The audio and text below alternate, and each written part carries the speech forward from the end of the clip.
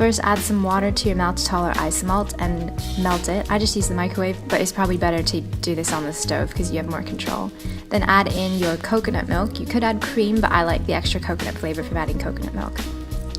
Let that boil until it gets thick like this, but I let mine go a little bit too far. You shouldn't caramelize yours because in the end it won't be quite as gooey, it'll be really thick. And then you add in your flaked coconut, unsweetened, and then melt your chocolate while you put your coconut mixture into the fridge to set up. And once that coconut has firmed up, you want to form them into flat little ovals. And then once you've melted your chocolate in the microwave on short bursts of about 15 seconds, stirring in between each burst so that none of the chocolate burns. Now if you can't find sugar-free chocolate in the stores, you can make your own. I've got a recipe for that linked below.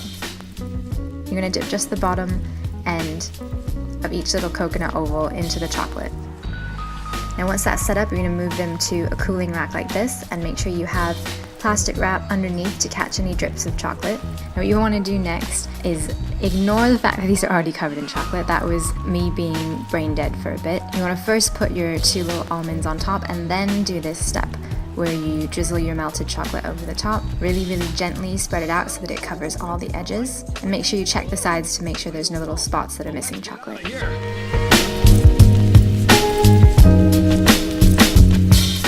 That's all done, you just let them sit until they just are starting to set up, where it's still soft but it's not dripping anymore. Use a knife to sort of trim down the edges so you don't have little bits of chocolate sticking off the bottom.